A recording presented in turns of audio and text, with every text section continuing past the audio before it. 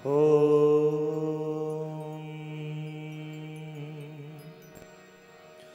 स्वस्ति श्री गणेशाय नमः। श्री सरस्वती नमः। श्री गुरुचरण कमलेभ्यो नमः। श्री मातृपितृचरण कमलेभ्यो नमः।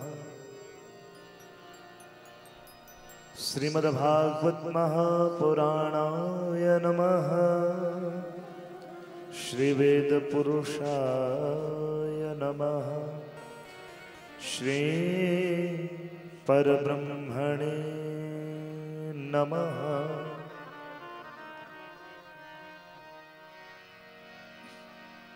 वर्णानामर्थसंघानां रसानां छन्दसामपि मंगलानां च कर्तारो वन्दे वाणी विनायको। गुरुर्ब्रह्मा गुरुर्विष्णु गुरुर्देवो महेश्वर। गुरुर्साक्षात् परब्रह्म तस्मै श्री गुरवे नमः। वंशी विभूषितकरन्ननवनीरदाभा पीताम्बरादरुणबिम्बफलाधरोष्ठा पूर्णेन्दुसुन्दरमुखादरविन्दनेत्रा कृष्णात् परं किमपि तत्त्वम् अहं न जाने। निगमकल्पतरोर्गलितं फलम् शुकमुखादमृतद्रवसंयुतं पिबत भागवतं रसमालयं। मुहुर्मुहुरसिकाः भुवि भावुकाः यं प्रव्रजन्तमनुपेतमपेतकृत्यं द्वैपायनो विरहकातरया जुहाव। पुत्रेति तन्मयतया तरवोऽभिनेदुः तं सर्वभूतहृदयं मुनिमानतोऽस्मि। सच्चिदानन्दरूपाय विश्वोत्पत्त्यादिहेतवे तापत्रयविनाशाय श्रीकृष्णाय वयं नुमः। मन्दारमालाचुकुलितालकायै कपालमालाङ्कितशेखराय दिव्याम्बराय च दिगम्बराय नमः शिवाय च नमः शिवाय।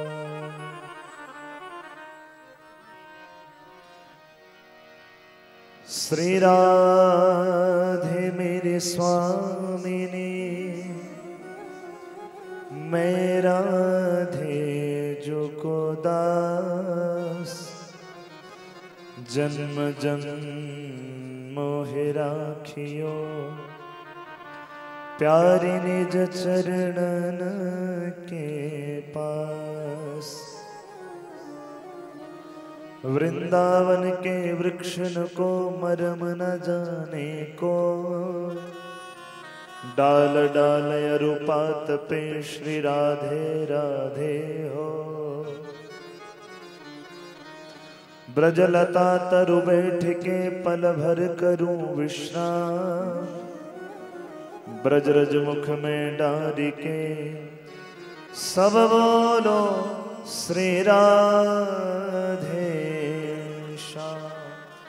सब बोलो श्री राधे सब बोलो श्री राधे बोलिए श्री बांके बिहारी लाल की जय श्री गोविंद गोपाल की जय श्रीमद् भागवत महापुराण की जय श्री बिल्केश्वर महादेव की जय जगत जननी परम्बा मैया की जय श्री रामचंद्र भगवान की जय श्री सत्य सनातन धर्म की जय श्री ग्रामदेव भगवान की जय श्री प्रधान देव भगवान की जय श्री इष्ट देव भगवान की जय श्री कुलदेव भगवान की जय श्री स्थान देव भगवान की जय नमः पार्वती पतये हर हर महादेव जय जय श्री राधे जय जय श्री राधे जय जय श्री राधे परम मंगलमय प्रातः अखिलेश्वर अकारण करुणा वरुणालय भक्त वंचा कल्पतरु तड़िद्विद विनिंदित पीताम्बर वरधारी श्री बाल मुकुंद श्री बाल कृष्ण लाल जी के चरणों में हम सबका दंडवत प्रणाम। भगवान की वांगमय प्रतिमूर्ति श्रीमद् भागवत जी को बारंबार नमन। इस पुण्य पावन दिव्य स्थान के सभी ग्राम देवता प्रधान देवता इष्ट देवता कुल देवता स्थान देवता सबको बारंबार प्रणाम। परम पूज्य प्रातः स्मरणीय श्री सद्गुरुदेव भगवान के चरणों में कोटिशः नमन। श्री बिल्केश्वर महादेव जी के चरणों में बारंबार नमन। जगत जननी परम्बा मैया दुर्गा मैया के चरणों में बारंबार नमन। हमारे इस ज्ञान महायज्ञ में उपस्थित सभी विप्रदेव समाज संत समाज सबके चरणों में बारंबार नमन। सभी संगीतज्ञ वृंद, इस ज्ञान महायज्ञ के आयोजन में सभी भागीदार सहयोगी जन सेवक जन, आज के मुख्य यजमान उनका सारा परिवार, सब गांववासी सब क्षेत्रवासी, यहाँ उपस्थित सभी भाई बुजुर्ग, ठाकुर जी के सब परम लाडले भक्तजनों का इस ज्ञान महायज्ञ के सप्तम दिवस की कथा में मैं आप सबका हार्दिक स्वागत अभिनंदन करता हूँ। सुस्वागतम अत्र भवताम सर्वेशाम श्रीमद् भागवती वार्तामि में। आओ भक्तजनों, नित्य की भांति भगवान की कथा में प्रवेश करने से पूर्व अपनी वाणी को शुद्ध करते हुए, अपनी जिह्वा को पवित्र करते हुए कुछ क्षणों के लिए भगवत नाम का आश्रय लें। तदुपरांत आज की कथा में सब लोग प्रवेश करें। बोलिए श्री बांके बिहारी लाल की जय, श्री गोविंद गोपाल की जय। हरे रामा राम रामा हरे हरे, हरे रामा मिलके गाइए। हरे रामा राम रामा हरे हरे, हरे कृष्णा कृष्णा कृष्णा हरे हरे, हरे कृष्णा हरे रामा राम रामा हरे हरे, हरे रामा राम रामा हरे हरे, हरे रामा मिलकर गाइए। हरे रामा राम रामा हरे हरे, हरे कृष्णा कृष्णा कृष्णा हरे हरे,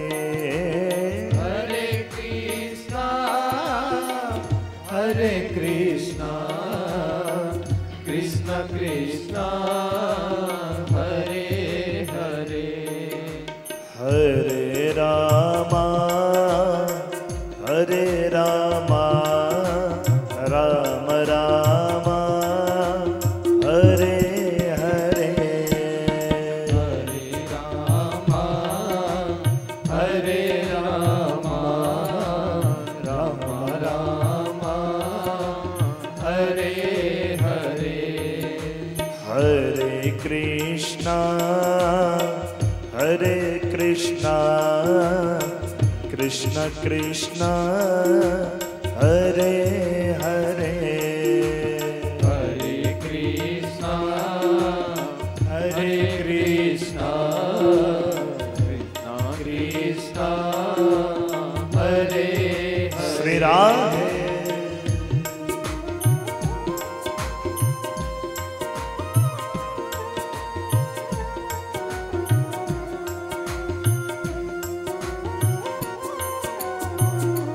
जय हो।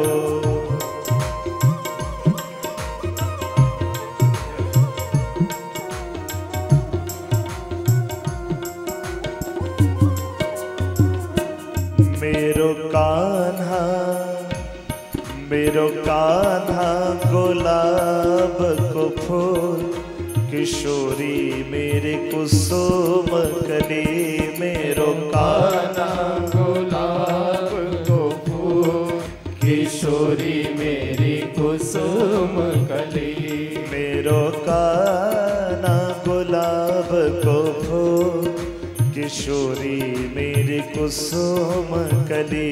मेरो कान्हा गुलाब प्रेम से गाइए। फूल, किशोरी मेरी कुसुम कली। किशोरी मेरी कुसुम कली, किशोरी मेरी कुसुम कली। श्री राधा मेरी कुसुम कली, राधा मेरी कुसुम कली। ओ मेरो कान्हा मेरो कान्हा, मेरो कान्हा गुलाब को फूल, किशोरी मेरी कुसुम कली। मेरो कान्हा गुलाब को फूल, किशोरी मेरी कुसुम। हरे कृष्ण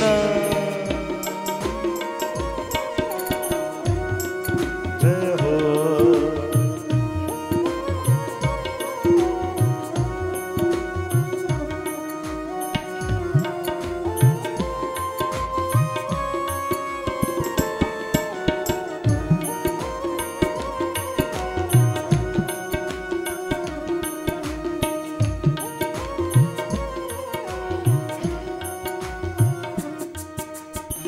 कान्हा मेरो नंद जू को छोना, कान्हा मेरो नंद जी को छोना। कान्हा मेरो नंद जू को छोना। कान्हा मेरो नंद जी को छोना। ओ श्री राधा श्री राधा, श्री राधा वृषभानु लली, किशोरी मेरी कुसुम कली। मेरो कान्हा गुलाब को फूल, किशोरी मेरी कुसुम कली। ओ मेरो कान्हा गुलाब को फूल, किशोरी मेरी कुसुम कली। मेरो कान्हा गुलाब को फूल, किशोरी मेरी कुसुम कली। कान्हा मांगे माखन लोना, कान्हा मांगे माखन लोना। कान्हा मांगे माखन लोना। कान्हा मांगे माखन लोना। राधा भावे राधा भावे राधा भावे मिश्री की डले, किशोरी मेरी कुसुम कली। मेरो कान्हा गुलाब को फूल, किशोरी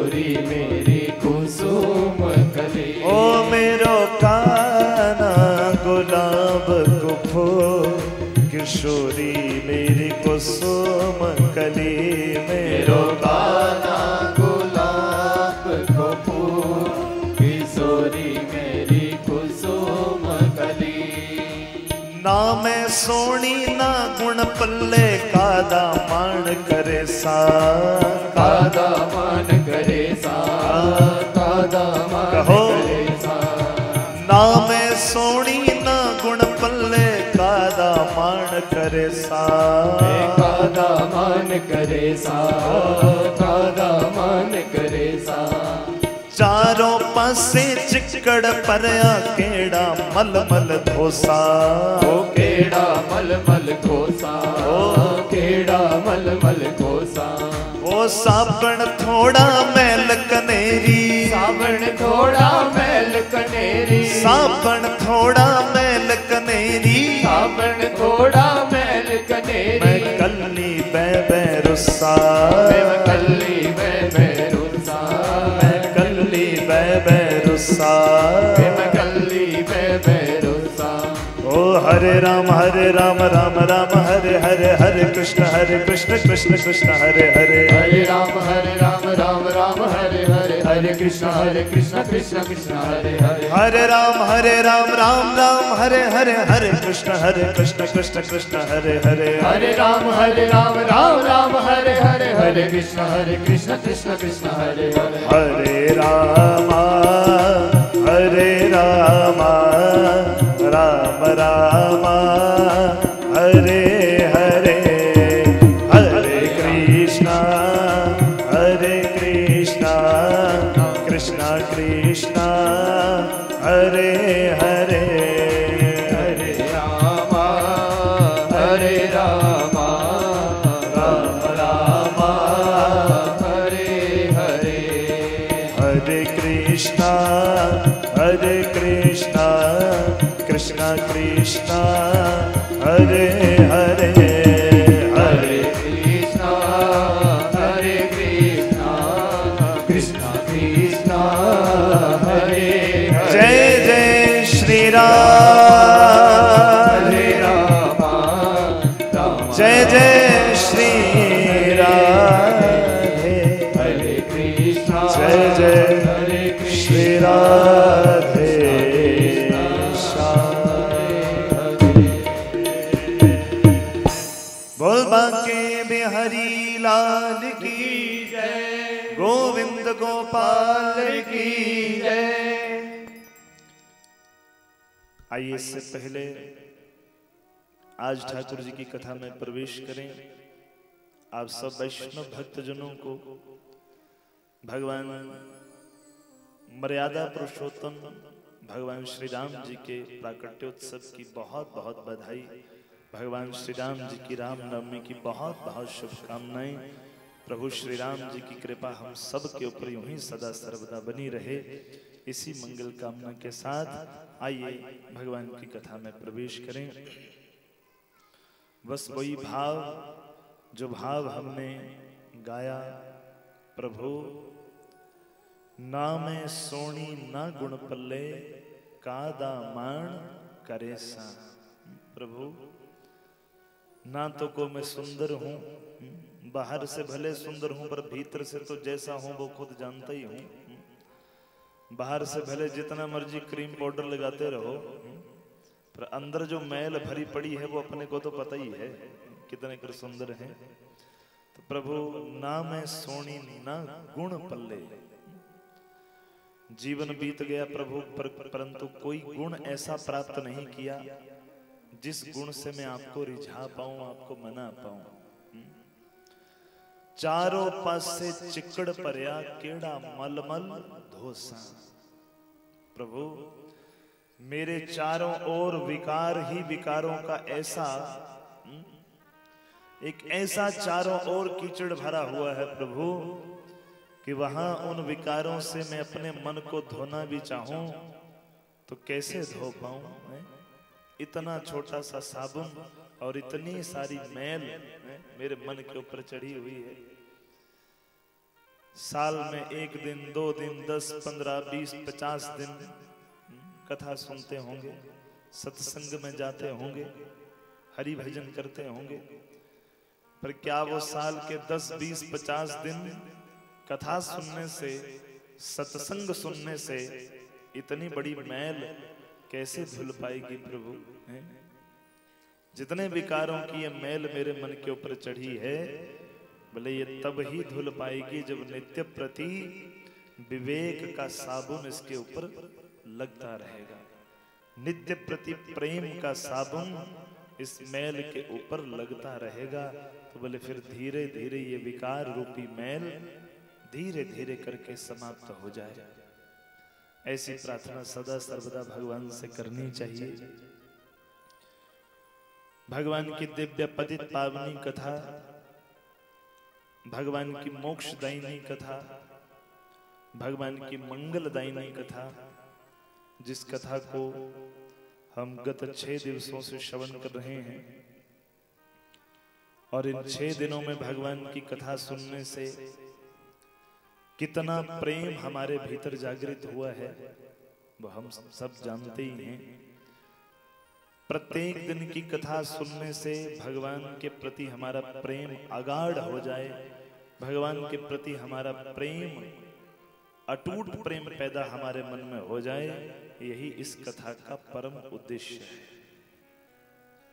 कल के सत्र में हमने कथा श्रवण करी, भगवान का बड़ा मंगल पावन दिव्य विवाहोत्सव हम सबने कल मिलजुल के मनाया। कल भगवान का विवाह किसके साथ हुआ था? रुक्मिणी मैया के साथ। अच्छा, भगवान के कितने विवाह हुए हैं? 16,108 विवाह हुए हैं। अभी हमने कितने सुने हैं? मात्र 1 सुना है। आओ भगवान के जितने अन्य विवाह हुए हैं उनकी कथा को हम सब श्रवण करें। राजा परीक्षित प्रश्न करते हैं, गुरुजी भगवान श्री कृष्ण के जो बाकी विवाह हुए हैं, बोले उन विवाहों की भी कथा मुझे सुनाइए। सुखदेव जी कहते हैं, राजन प्रथम विवाह तो भगवान का हुआ था रुक्मिणी मैया के संग, और दूसरे विवाह में बोले भगवान के एक मित्र थे जिनका नाम था सत्राजित।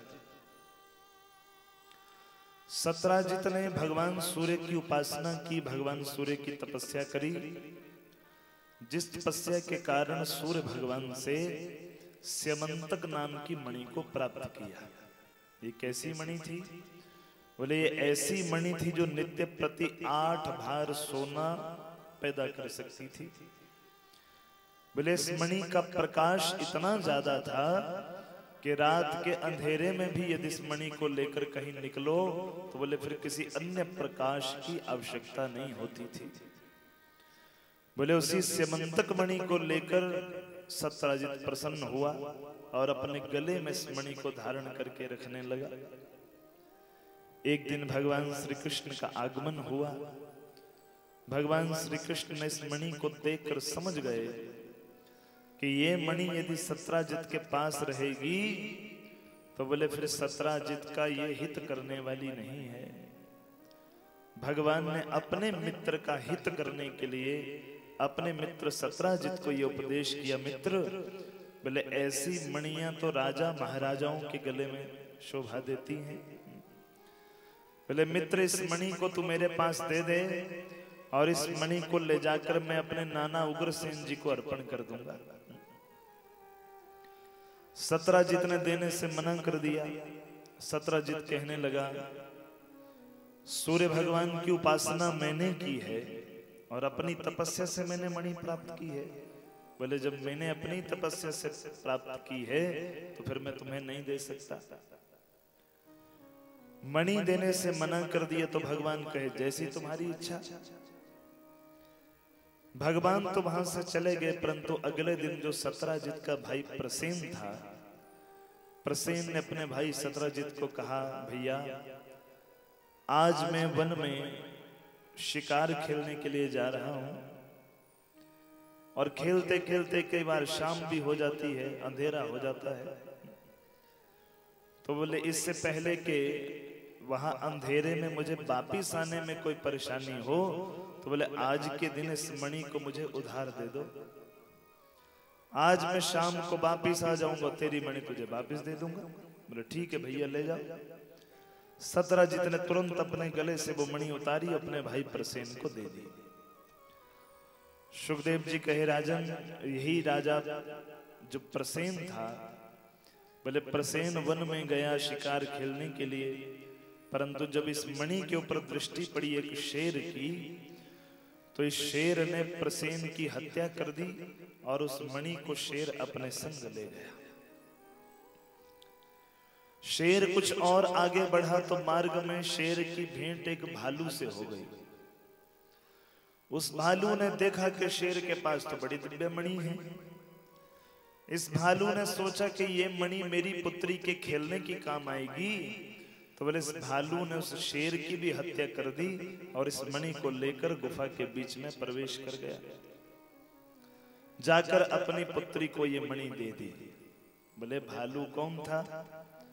ये वही त्रेता युग के श्री जामवंत जी महाराज। जाकर इस मणि को अपनी पुत्री जामवंती को प्रदान कर दिया। अच्छा, यहां तक तो ये सब लीला हो गई, परंतु जब एक दिन बीत गया, 2 बीत गए, 3 बीत गए, प्रसेन जब सत्यजीत के पास वापिस न आया तो सत्यजीत के मन में शंका हो गई। क्या शंका हो गई?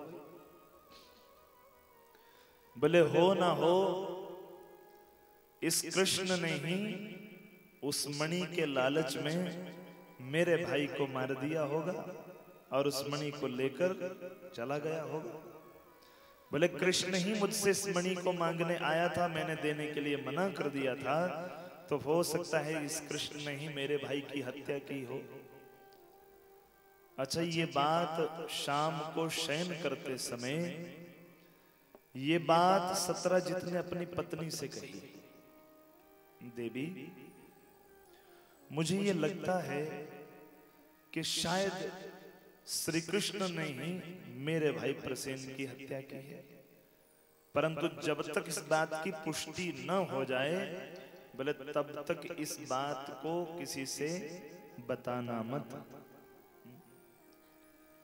जब तक ये बात स्पष्ट ना हो जाए कि हाँ श्री कृष्ण ने ही प्रसेन की हत्या करी है, बोले तब तक तो इस बात को किसी से मत बताना। अब जिस बात को हम अपने अंदर ही नहीं पचा पाए तो दूसरा कैसे पचा पाएगा?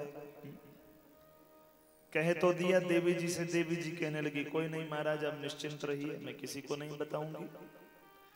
पर रात गई और बात गई। सुबह हुई तो सत्यजीत की पत्नी ने अपनी 2-4 सखियां जब इकट्ठी हुई तो उनके बीच में इस बात को कह दिया। बोले मुझे लगता है ना मेरे पति देवता कह रहे थे कि हो ना हो इस कृष्ण ने ही मेरे देवर की हत्या की है। अब ये 1 से 2, 2 से 4, 4 से 8 पूरे नगर में बात फैल गई। हमारी माताएं, जो हमारी मातृशक्ति है ना, वो किसी बात को ज्यादा समय तक अपने भीतर स्थिर नहीं रख सकती। उसके पीछे कारण है।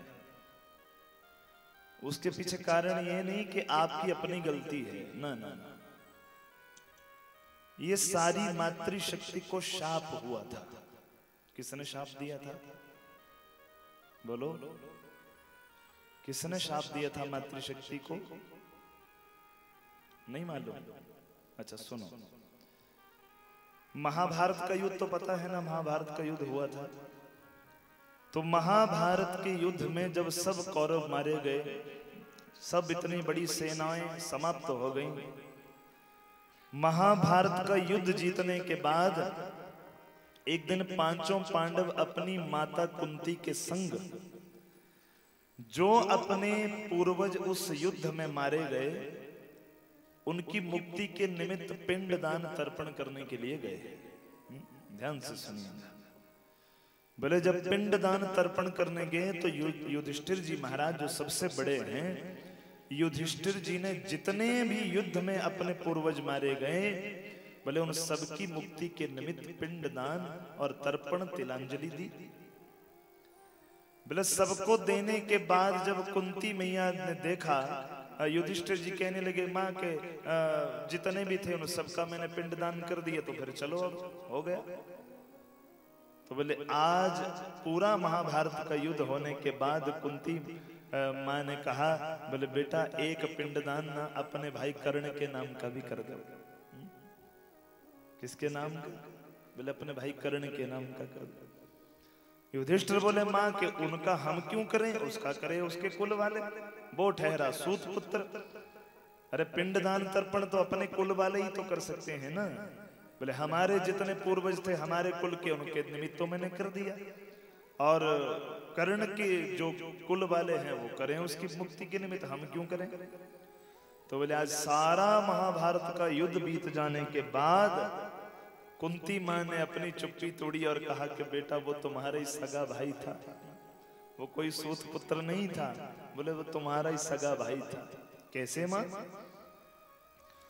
बोले मुझे गुरुदेव भगवान ने कैसा मंत्र दिया था, जिस मंत्र का आवाहन करके जिस देवता का ध्यान करूंगी वो देवता मेरे सामने प्रकट हो जाएगा, और उस देवता से मैं जो इच्छित वर प्राप्त करना चाहूं वो मुझे मिल जाए।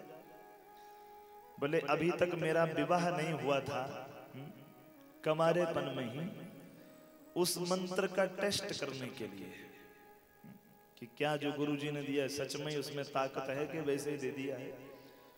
बोले उस मंत्र का टेस्ट करने के लिए विवाह से पूर्व ही मैंने सूर्य नारायण भगवान का ध्यान करके उस मंत्र का जप किया कि सूर्य नारायण भगवान प्रकट हो गए। बड़े बड़े वरदान मांगो। बोले ना ना महाराज वरदान तो कुछ नहीं चाहिए, वो तो मैंने टेस्ट करने के लिए किया था। सूर्य नारायण भगवान बोले कि देवी आ गए हैं तो बिना दिए तो जाएंगे नहीं, क्योंकि मंत्र के अधीन देवता है। देवाधीनम जगत सर्वा मंत्रधीनम च देवता, ऐसे तो जाएंगे नहीं। तो बोले उस कुमारेपन में ही सूर्य नारायण भगवान के आशीर्वाद से मुझे पुत्र की प्राप्ति हुई थी। पर क्या करे, समाज के डर से बोले इस पुत्र का मैंने परित्याग कर दिया था, जल में बहा दिया था। वही पुत्र एक सूत को प्राप्त हुआ, जिसके कारण पालन पोषण करने के कारण उसका नाम सूत पुत्र हो गया। परंतु बेटा था तो वो कौन्तेय ही, कुंती का ही पुत्र था। आज सारा महाभारत का युद्ध हो जाने के बाद जब युधिष्ठिर जी को इस बात का पता चला तो क्रोधित हो गए। बोले मां, जहां तक मैं जानता हूं कि पूरे महाभारत के युद्ध में जितने योद्धा थे उन सब योद्धाओं में हमारे भैया कर्ण से बलशाली दूसरा कोई नहीं था। और इतने बड़े बलशाली, इतने महाप्रक्रमी भाई को तूने हमसे आज तक जुदा रखा, आज तक ये बात नहीं बताई। और आज जब सारा महाभारत का युद्ध बीत गया, हमारा भाई हमसे अलग हो गया, विलग हो गया, तब जाके अपनी बात बोली। बोले इसलिए मां, आज के बाद मैं पूरी स्त्री जाति को शाप देता हूं कि ज्यादा दिन तक अपने भीतर बात कोई स्थिर ही नहीं रख पाएंगे, जिसके प्रभाव के कारण भले जितना मर्जी प्रयास किया जाए कि किसी को नहीं बताएंगे। पर जब बेचारी कोई सामने से मिल जाए और फिर पूछ ले बहन जी अजकल तो बड़ी बारी उदासी, कोई समस्या है, कोई दुख है, बस जरा सा भावावेश में आई कि तुरंत भले वो कितनी सीक्रेट हो वो तुरंत निकल जाता है। बोलो बांके बिहारी लाल की। इसलिए युधिष्ठिर जी महाराज ने शाप दे दिया था, मां आज के बाद बोले स्त्री जाति ज्यादा समय तक बात भीतर स्थिर नहीं रख पाएगी। और वैसा ही किया सत्यजित की पत्नी ने। 2 4 5 7 देवियां इकट्ठी हुई तो उनके बीच में कह दिया कि मेरे स्वामी कह रहे थे कि उनके भाई की हत्या, मेरे देवर की हत्या भगवान कृष्ण ने की है और वही मणि लेकर गए हैं। चलते चलते ये बात जब भगवान श्री कृष्ण तक पहुंची तो भगवान को बड़ा दुख हुआ। मैंने किया धरा कुछ नहीं, बेफालतू का कलंक मोल आ गया। भगवान श्री कृष्ण घर से रुक्मिणी मैया को कहकर माता पिता से आज्ञा प्राप्त करके चले और ये वचन लेकर गए कि जब तक इस कलंक को मैं अपने से दूर ना कर दूं, बोले तब तक मैं महल के भीतर प्रवेश नहीं करूंगा। ये दुनिया जो है ना, ये समाज ऐसा है इस समाज ने तो भगवान को नहीं छोड़ा, तो फिर हमारी और आपकी तो बातें ही क्या है। इस समाज ने जब भगवान भी जितनी बार धरती के ऊपर आए तो भगवान को भी कलंकित करने से नहीं छोड़ा, तो फिर मेरी और आपकी तो बातें ही क्या है। मैं सोचूं कि मैं यहां बैठे जितने भी श्रोतागण हैं उन सबको कथा सुनाकर सेटिस्फाई कर पाऊं तो ये असंभव है। क्या है? इम्पॉसिबल। हाँ, कुछ लोगों को कथा अच्छी लगेगी, कुछ लोगों को कथा के बीच में त्रुटियां दिखेंगी, कुछ श्रोतागणों के घर जाते समय कथा की चर्चा, कथा वक्ता की चर्चा, कथा करवाने वालों की चर्चा, कमेटी वालों की चर्चा, सेवादारों की चर्चा। इस दुनिया में एक व्यक्ति सारे समाज को कभी भी संतुष्ट नहीं कर सकता है, ये अकाट्य सत्य है। अरे जब भगवान संतुष्ट नहीं कर पाए तो मेरी आपकी तो बातें क्या है। वो कहते हैं ना कि एक बार भगवान शंकर और मां पार्वती आए धरती के ऊपर, दोनों साथ में। नंदी महाराज चले थे तो आगे आगे चली हैं पार्वती मैया, पीछे पीछे चले हैं भोले बाबा, और साथ में चले हैं नंदी महाराज। फिर चलते चलते पहुंच गए चमनेड़ में। चमनेड़ से ही शुरू करें ना। चमनेड़ में पहुंच गए। अब चमनेड़ में लोगों ने देखा कि देखो ये चल रहे हैं, साथ में नंदी बैल भी चल रहे हैं। तो दो चार लोग इकट्ठे हुए, दो चार माताएं इकट्ठी हुई।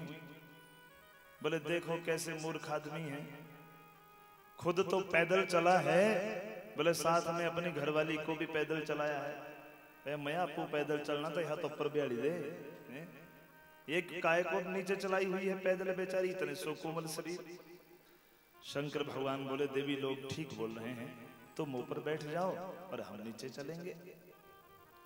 अब ऐसे चलते चलते कुछ और आगे बढ़े तो क्या हुआ? बोले कुछ और आगे बढ़े तो फिर अगला गांव आ गया। अगले गांव वालों ने तो देखा तो बोलने लगे देखो कैसी नारी है, ये होती है पतिव्रता स्त्री जो खुद ऊपर बैठी है और पति देवता बेचारे नीचे पैदल चले हुए हैं। बोले इसको तो जरा ही शर्म नहीं है। अब इतनी बात सुनी तो बेचारी माँ पार्वती कहने लगी कि बाबा ये ठीक बोल रहे हैं। बेचारी माँ पार्वती नीचे उतर गई। बोले बाबा आप ऊपर बैठ जाओ, आप पूजनीय हैं। वैसा हो गया। फिर अगले गांव में पहुंचे तो फिर तर्क नया तैयार हो गया। बोले देखो कितना बेशर्म आदमी है, बेचारी पत्नी नीचे चली है और ये बड़ी आराम से ठाठ से बैल के ऊपर चला हुआ है। शंकर भगवान सोचे बड़ी आफत आ गई, करें तो क्या करें। शंकर भगवान कहने लगी देवी तो फिर एक ही उपाय है। कौन सा? बोले मैं भी ऊपर बैठता हूँ, तेरे जोगी जगह भी करता, बोले तू भी सौगी बैठी जा, सारा झंझट ही खत्म। अब दोनों ही नंदी बैल के ऊपर विराजमान होकर चलने लगे। फिर चलते चलते कुछ और आगे बढ़े तो फिर अगले गांव वाले टकर गए। अगले गांव में गए तो फिर लोग बोलने लगे पे मैं तो जो मिली गया बड़द ता तुम्हें दोनों मारी देना पे कट्ठे जे बैठी गई तो मैं कल्ले कल्ले बैठी जाते, एडी भी क्या फताई दी तो जो। शंकर भगवान बोले देवी मैंने पहले ही बोला था, तू ही बोला थी जिद पे जी चलो धरती के ऊपर जाना है, देखना है मृत्यु लोग। बोले मैंने पहले ही बोला था कि वहां के जो प्राणी हैं ना बड़े खुरापाती दिमाग के हैं, वो किसी को नहीं बख्शते। बोलो शंकर भगवान की, बांके बिहारी लाल की। इसलिए समाज में हमारे साहित्य में एक सूत्र आता है कि मुंडे मुंडे मतिर भिन्ना, जितने मुंह उतनी बातें, जितने दिमाग उतने तर्क। तो इससे समाज की परवाह किए बिना, दुनिया की परवाह किए बिना बोले नित्य प्रति भगवान के भजन में लीन हो जाओ, बोलने वाले तो बोलते ही रहेंगे। बोलो श्री बांके बिहारी लाल की, गोविंद गोपाल की। पूज्यपाद गोलोकवासी सदगुरु स्वरूप श्री राजेश्वरानंद जी महाराज एक बड़ी सुंदर बात कहते थे। बोले जब गांव में हाथी आता है ना, हाथी जब गांव में आता है तो बोले फिर सारे गांव वाले हाथी को देखकर प्रणाम करते हैं। आपके गांव में भी कभी हाथी कभी आया हो तो फिर सब दोनों हाथ जोड़कर जाते हैं। बोले गणपति महाराज आए हैं, गणेश जी महाराज, सब मत्था टेकने जाते हैं। अच्छा फिर कोई उनको कोई लड्डू देता है, कोई जो बन पाए सो उनको चढ़ाने का प्रयास करता है, कोई उनके चरणों में दक्षिणा चढ़ाते हैं, चरण स्पर्श करते हैं। परंतु बोले जब ये हाथी गांव में आता है तो सब लोग तो माथा टेकते हैं, परंतु जो गांव के श्वान हैं ना, जो गांव के कुत्ते हैं, उनको ये बात हजम नहीं होती। हाथी जब गांव में आए तो बोले गांव के जो कुत्ते हैं वो हाथी को देखकर बहुत ज्यादा भौंकना प्रारंभ कर देते हैं। क्यों? बोले उनको हाथी के आने से जेलसी नहीं हो रही है। तो क्यों हो रही है? बोले जो सब इलाका वासी अपने हाथी को देखकर नमस्ते कर रहे हैं ना, बस वो उनको पच नहीं रही है वो नहीं देखी जा रही है। जो सब लोग हाथी को देखकर प्रणाम कर रहे हैं, फिर जो गांव के कुत्ते हैं उनको ये बात नहीं हजम हो रही है। फिर देखो हमारे होते हुए किसी और को प्रणाम हो रहा है? बस ठीक इसी प्रकार से बिना समाज की परवाह किए मदमस्त हाथी की तरह चलते जाइए। शास्त्र कहता है प्रयत्नो विधेयः प्रयत्नो विधेयः, वीर तुम बढ़े चलो, धीर तुम बढ़े चलो, सामने पहाड़ हो। भले जो मर्जी होता रहे, बस ये कदम रुकने नहीं चाहिए। भगवान को जब पता चला तो भगवान अपने कलंक को दूर करने के लिए गए। वन में जाकर देखा तो प्रसेन का शरीर, मरा हुआ शरीर देखा, मृत अवस्था में। परंतु प्रसेन के वक्षस्थल के ऊपर भगवान ने शेर के पिंजरे के निशान देखे तो भगवान समझ गए कि किसी शेर ने प्रसेन को मारा है। पर फिर शेर कहां गया? भगवान कुछ और आगे बढ़े तो एक शेर को भी मरा हुआ देखा। भगवान समझ गए कि जिसने प्रसेन को मारा उसको भी कोई मार गया। बोले तो फिर मणि कहां गई? भगवान कुछ और आगे बढ़े तो एक गुफा के बीच में प्रवेश किए तो बोले भीतर एक कन्या उस मणि के साथ खेल रही थी। भगवान ने जाकर कहा देवी इस मणि के कारण मुझे कलंक लगा है, इसलिए इस मणि को मुझे दे दो, जिसकी है उसको मैं सौंपना चाहता हूं। बोले देवी ने देने से मना कर दिया। बोले क्यों दें? क्योंकि मेरे पिताजी तो युद्ध में जीत कर लेकर आए हैं, मैं नहीं दूंगी। भगवान जब जबरन छीनने लगे तो तुरंत उस देवी ने अपने पिता को बुलाया और कहने लगी कि पिताजी ये देखो कि जबरदस्ती मेरे से मणि छीन कर ले जा रहा है। जामवंत जी आए। जामवंत जी ने कहा इस मणि को तुम ले जा सकते हो पर एक शर्त पे। कौन सी? बोले मेरे से मल्ल युद्ध करना पड़ेगा। यदि मेरे से मल्ल युद्ध करते कुश्ती करके मुझे हरा दोगे तो भले इस मणि को ले जाना। भगवान श्री कृष्ण कहे तो ठीक है। अब 27 दिन तक मल्ल युद्ध चलता रहा। न भगवान हारे न जामवंत जी हारे। और 27 दिन बीत जाने के बाद जब जामवंत जी के अंग शिथिल पड़ने लगे तो बोले आज जामवंत जी को यह ज्ञान हो गया कि ये कोई साधारण व्यक्ति नहीं हो सकता। दोनों हाथ जोड़ के पूछा महाराज सच कहिए आप कौन हैं?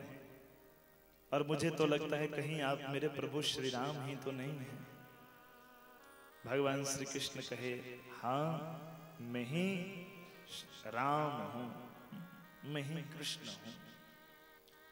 जामवंत जी कहे प्रभु ऐसे तो मुझे विश्वास नहीं होगा, जरा एक क्षण के लिए वही धनुष बाण वाला रूप धारण कर लो तो मेरे मन को तसल्ली हो जाएगी और आपका दर्शन भी हो जाएगा। तो तुरंत भगवान ने अपना चक्रपाणी रूप त्याग करके वही श्री मर्यादा पुरुषोत्तम रूप को धारण कर लिया। बोलो श्री राजा रामचंद्र भगवान की जय। प्रभु श्री राम का दिव्य स्वरूप देखकर भगवान के चरणों में गिरे, भगवान को प्रणाम किया। जामवंत जी कहे, प्रभु मेरे से बड़ा अपराध हो गया, इतने दिन बीत गए आपसे युद्ध करते हुए, आपको पहचान ही नहीं पाया।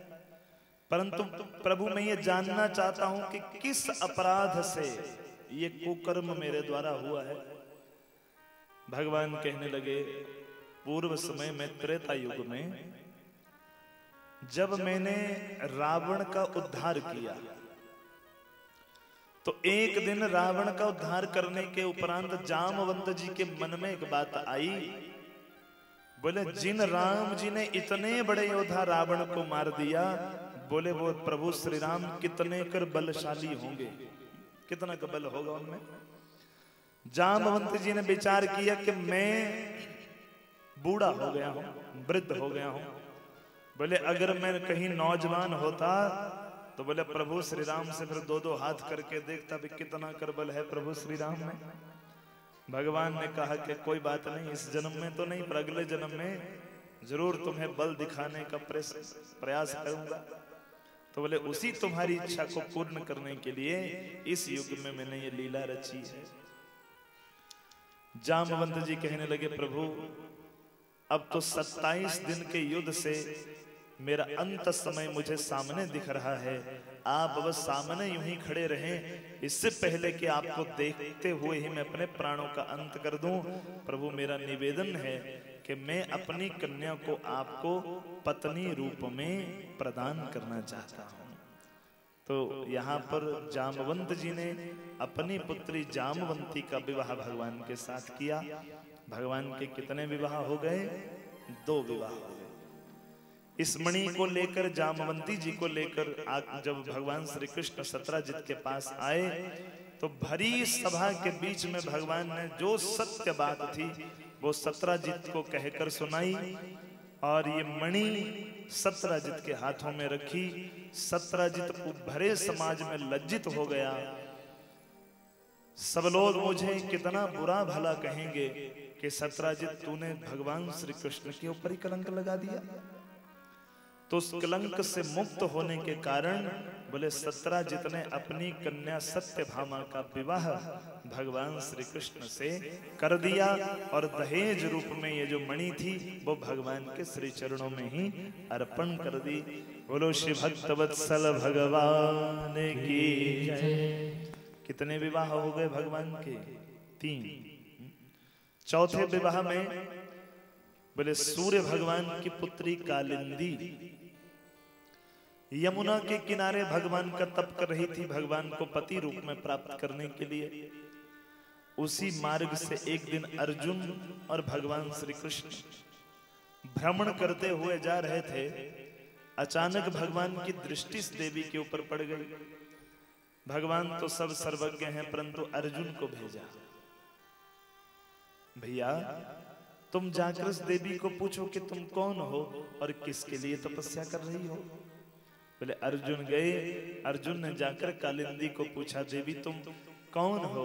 बोले मैं सूर्य की पुत्री कालिंदी। किसके लिए तप कर रही हो? बोले भगवान श्री कृष्ण को पति रूप में प्राप्त करने के लिए। अर्जुन कहे फिर तो देवी तुम्हारी तपस्या पूर्ण हो गई, क्योंकि जिसके लिए तपस्या कर रही हो वो सामने बैठा है। तुरंत जाओ और इसके चरणों को पकड़ लो, क्योंकि शरण में आए हुए को ये कभी भी ठुकराता नहीं है। बोलो शिवंके बिहारी लाल की। चौथा विवाह भगवान का कालिंदी के साथ हुआ। पंचम विवाह में अवंती देश के राजा विंद और अरविंद, जिनकी बहन का नाम मित्रवृंदा, ये दोनों भाई अपनी बहन मित्रवृंदा का विवाह दुर्योधन से करना चाहते थे। परंतु जब बहन के विवाह का स्वयंवर रखा गया तो स्वयंवर में इस देवी ने भगवान श्री कृष्ण को अपना पति स्वीकार कर लिया। भगवान श्री कृष्ण को अपना पति बनाने की इच्छा व्यक्त करी। तो बोले भगवान श्री कृष्ण से जब प्रार्थना करी तो उस स्वयंवर में भगवान बलपूर्वक दुर्योधन की सेना को हराकर मित्रवृंदा को पत्नी रूप में स्वीकार किए। ये भगवान का पंचम विवाह हुआ। छठे विवाह में बोले कौशल देश के राजा नग्नजित, जिनकी पुत्री का नाम नग्नजिती, इसका एक नाम सत्या भी था। बोले इन राजा ने अपनी बेटी के ब्याह में स्वयंवर रखा। कौन सा स्वयंवर? बोले ऐसा स्वयंवर रखा कि जिसमें एक शर्त रखी गई कि जो व्यक्ति एक समय में और एक ही रस्सी से 7 मदमस्त बैलों को एक ही रस्सी से नथनी डाल देगा, बोले उसके साथ में अपनी पुत्री का विवाह कर दूंगा। तो इस स्वयंवर की शर्त को कोई पूर्ण ना कर पाया। बोले भगवान श्री कृष्ण को जब पता चला, सबके निवेदन पर भगवान श्री कृष्ण गए और भगवान ने एक ही समय में एक ही रस्सी से 7 दुर्दांत बैलों को नथने डालकर स्वयंवर की शर्त पूर्ण करी और नग्नजिती को पत्नी रूप में स्वीकार किया। भगवान के विवाह हो गए 6। 7वें विवाह में बोले वसुदेव जी की छोटी बहन श्रुतकीर्ति की एक पुत्री जिसका नाम था भद्रा। भद्रा का एक भाई जिसका नाम था संतर्दन। बोले समाज में नित्य प्रति कोई ना कोई दानव पैदा हो रहा था, नित्य प्रति कोई ना कोई स्त्रियों के ऊपर कुदृष्टि रखने वाले, स्त्रियों के ऊपर, स्त्रियों के साथ दुर्व्यवहार करने वाले पैदा हो रहे थे। तो बोले समाज के डर से स्वतः ही संतर्दन ने अपनी बहन को भगवान श्री कृष्ण के चरणों में अर्पण कर दिया, निवेदन किया, प्रभु मेरी बहन को पत्नी के रूप में स्वीकार करिए। तो 7वें विवाह में भगवान का विवाह भद्रा के साथ हुआ। और 8वें विवाह में बोले मध्य प्रदेश के राजा जिनकी कन्या का नाम था लक्ष्मणा। लक्ष्मणा के विवाह में, विवाह से पूर्व जो स्वयंवर रखा गया तो स्वयंवर में शर्त रखी गई, जो मछली की आंख का भेदन जल में देखकर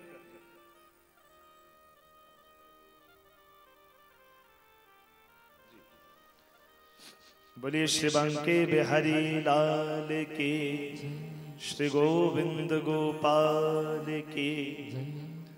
तो बोले जब ये शर्त रखी गई कि जो जल में परछाई देखकर मछली की आंख का भेदन करेगा, उसके साथ लक्ष्मणा का विवाह होगा। तो भगवान ने ये शर्त पूर्ण करी कि भगवान का 8वां विवाह लक्ष्मणा के साथ हुआ। कितने विवाह हो गए भगवान के? 8। बचे कितने? 16,100। सारे सुनने हैं कि आधे सुना दें?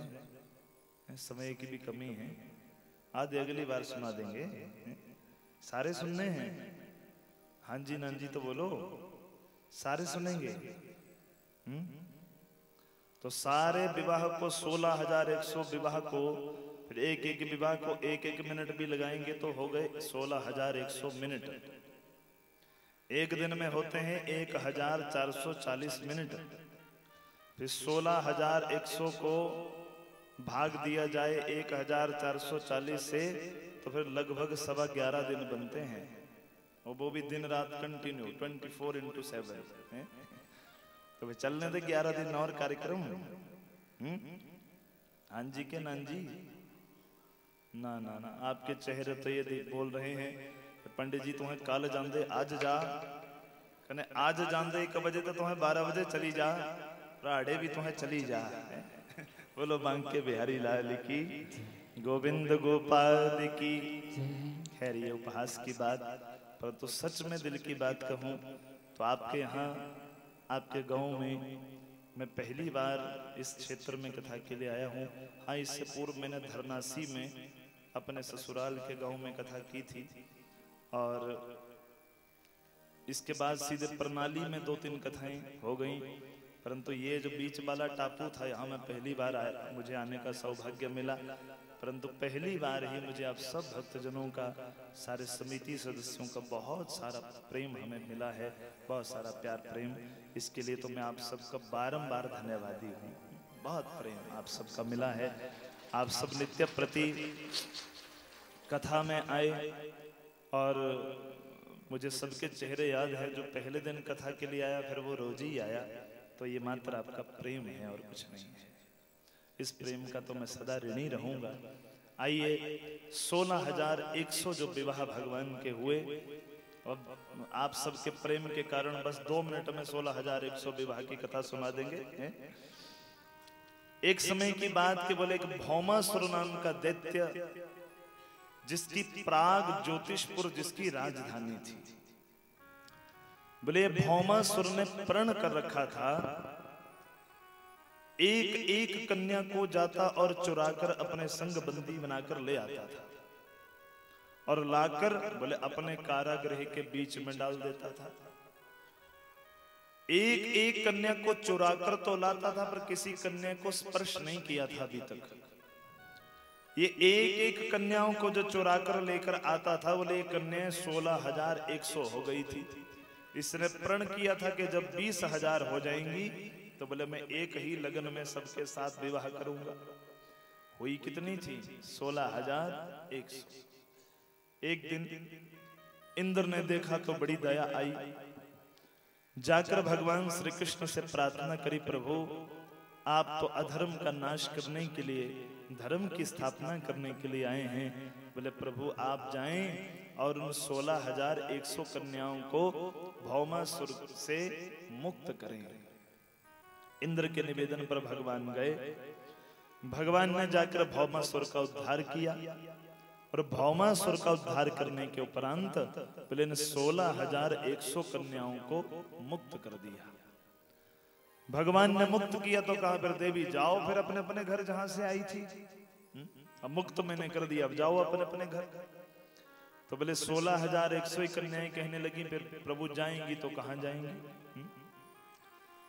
भले ही वो हम जानती हैं और आप जानते हैं कि भौमासुर ने आज तक हमें स्पर्श भी नहीं किया था, परंतु समाज थोड़ी जानता है। अरे जिस समाज में अपनी सत्यता प्रकट सीता मैया नहीं कर पाई, तो फिर प्रभु हम अपनी पवित्रता को कैसे समाज को स्पष्ट कर पाएंगी? बोले प्रभु इससे अच्छा कि हम यहां से जाएं कि हम सारी की सारी आत्महत्या कर लें। भगवान कहे ऐसा नहीं होगा। तो सबने निवेदन किया कि प्रभु एक ही बस उपाय है, यदि आप हमें अपनी पत्नियों के रूप में स्वीकार कर लें तो बोले प्रभु फिर हमारा जीवन धन्य हो जाएगा। तो ये 16,100 कन्याएं जिन्हें भौमासुर हरण करके लाया था, एक ही समय में एक लग्न मंडप में भगवान ने सबके साथ विवाह किया। भगवान के विवाह हो गए 16,108। बोलो शिवांग के बिहारी लाल की, गोविंद गोपाल की। बोले ये तो भगवान के 16,108 विवाह। तदुपरांत इतना बड़ा भरा पूरा परिवार, बोले एक एक रानी से भगवान के यहाँ 10-10 पुत्र हुए। इतना विशाल परिवार भगवान श्री कृष्ण का, इतना विशाल यदुवंश। तदुपरांत भगवान ने अनेक प्रकार की लीलाओं को किया। बोले महाभारत का युद्ध भया। तदुपरांत युद्ध के उपरांत पांडवों का राजसूय यज्ञ सफल करवाया, पूर्ण करवाया। भीम के हाथों जरासंध को मुक्त करवाया। और तदुपरांत भगवान ने बोले शिशुपाल और दंतवक्र का उद्धार किया। और ये सब लीलाओं का संवरण करने के उपरांत बोले भगवान का स्वधाम गमन का समय आया। राजा परीक्षित कहने लगे गुरुजी इससे पहले कि मैं भगवान के स्वधाम गमन की कथा सुनूं, मैं निवेदन करूं कि मैंने भगवान के एक मित्र, जिस मित्र ने भगवान से प्रेम करके भगवान भगवान की ऐसी अविरल भक्ति को प्राप्त किया जिनका नाम श्री सुदामा जी महाराज हुआ। बोले प्रभु मुझे उनकी कथा सुनाइए। बोले सुनो। एक ऐसे ब्राह्मण देवता गुजरात के पोरबंदर स्थान से संबंध रखने वाले एक ऐसे ब्राह्मण देवता जिनके विषय में शुकदेव जी कहने लगे, कृष्णस्यासीत सखा कश्चिद् ब्राह्मणो ब्रह्मवित्तमः विरक्त इंद्रियार्थेषु प्रशांता जितेंद्रियः। बोले कैसे ब्राह्मण देवता जो भगवान के मित्र हुए, जिनके विशेषण सुनिए वो कैसे थे। बोले सखा कश्चिद् ब्राह्मणो ब्रह्मवित्तमः। सबसे पहली बात तो वो ब्राह्मण थे। ब्राह्मण कौन होता है? क्या ब्राह्मण कुल में पैदा होने से ब्राह्मण हो जाते हैं? ना। भले ही ब्राह्मण कुल में पैदा हुए हों, फिर भी बोले ब्राह्मण किसको कहा जाता है? बोले सद असद विवेचनी बुद्धि ही पंडास अस्य संजाता स पंडितः। जिसके पास सद असद अच्छे बुरे का विवेचन करने वाली बुद्धि है उसको क्या कहते हैं? उसको ब्राह्मण कहते हैं। बोले ऐसे परम विरक्त परम वैष्णव वेद वेदांग के परम ज्ञाता श्री सुदामा जी महाराज, और अकेले ज्ञानी नहीं थे, बोले प्रशांता जितेंद्रिय, अपनी इंद्रियों को जीत कर शांत स्वभाव में रहने वाले। अच्छा, सुदामा जी महाराज नित्य प्रति इतने संतोषी ब्राह्मण थे, नित्य प्रति 5 घरों में मांगने जाते थे। कुछ मिल गया तो ठीक, ना मिला तो किसी से मांगते नहीं थे। कोई सुदामा जी से पूछता कि महाराज आप कैसे हैं, तो सुदामा जी सबको कहते महाराज बहुत आनंद में है, किसी चीज की कमी नहीं। कोई पूछता कि सुदामा जी घर में किसी चीज की कमी, बोले ना महाराज भंडार भरे पड़े हैं, सब भगवान की कृपा है। इतने परम संतोषी ब्राह्मण। सुदामा जी महाराज का भागवत जी में जब चरित्र चित्रण किया गया तो एक बार भी शुकदेव जी ने श्री सुदामा जी के विषय में गरीब या निर्धन या दरिद्र नहीं कहा, परंतु विशेषता सुनिएगा बड़े ध्यान से। जब सुदामा जी की पत्नी की विशेषताएं बताने की बारी आई, जिसका नाम है श्रीमती सुशीला देवी, तो बोले ये जो ब्राह्मण देवता है ये तो सर्वगुण संपन्न है, परंतु जो पत्नी है वो कैसी है? बोले दरिद्रा सीदमाना सा बेपमाना अभिगम्य। कैसी है? बोले पत्नी दरिद्र है। कैसी है? दरिद्र। अच्छा, भला कभी ऐसा हो सकता है कि घर वाला अमीर हो और घर वाली गरीब हो? ऐसा कैसे हो सकता है? घर वाला सर्वगुण संपन्न हो, सब प्रकार की संपत्तियां हो, और घर वाली बेचारी गरीब हो, दरिद्र हो, ऐसा कैसे हो सकता है? शुकदेव जी कहते हैं राजन, ऐसा अवश्य हो सकता है। क्यों? क्योंकि बोले सबसे बड़ा अमीर आदमी कौन है? जिसके अंदर संतोष है। जिसके अंदर संतोष है ना, वो समाज में सबसे बड़ा अमीर आदमी है। हम लोगों को 1 लाख महीने का आमदन आ रही है और उसके बाद भी यदि संतोष नहीं है तो फिर ढूंढ रहे हैं कि 1 का 2 कैसे बनाया जाए। और जिसको संतोष है वो पूरा दिन रेडी लगाता है, ना घर ना बाहर, और पूरा दिन रेडी लगाकर शाम को किसी फुटपाथ के ऊपर ही बढ़िया अपनी चद्दर तान कर ये आनंद की जिंदगी में बढ़िया नींद लेता है। हो सकता है एक व्यक्ति को अपने घर में डनलप के गद्दे के ऊपर भी नींद ना आए और वहां वो बेचारा मात्र एक वस्त्र बिछाकर उसके ऊपर फुटपाथ के ऊपर ही बढ़िया नींद लेता हो। बोले सबसे बड़ा अमीर आदमी कौन? जिसके भीतर संतोष है। और फिर दरिद्र किसे कहते हैं? एक होता है गरीब और एक होता है दरिद्र। दोनों में फर्क क्या है? गरीब वो व्यक्ति होता है जिसके पास सच में है ही नहीं, जिसके पास है ही नहीं है। और दरिद्र कौन होता है? बोले जिसके पास सब कुछ हो, पर सब कुछ होते हुए भी जिसके हाथों से छूट नहीं पाए, उसको दरिद्र कहते हैं। बोले सुदामा जी तो सर्वगुण संपन्न हैं, सबसे बड़े अमीर आदमी हैं दुनिया के, परंतु पत्नी कैसी है? बोले दरिद्रा। क्यों? क्योंकि सुदामा जी के मन में कुछ मांगने की इच्छा बाकी नहीं। और सुशीला जो पत्नी है वो बार बार कहती हैं कि स्वामी आप कहते हैं कि आपके मित्र हैं श्री द्वारिकाधीश भगवान श्री कृष्ण, तो जब इतने बड़े राजा आपके मित्र हैं तो क्यों नहीं जाते उनके पास कुछ मांगने के लिए? जाओ, कुछ उनके पास मांगने के लिए जाओगे तो कुछ ना कुछ तो वो देंगे ही। तो बोले जिसके भीतर मांगने की इच्छा बाकी रह जाए उसको दरिद्र कहा जाता है।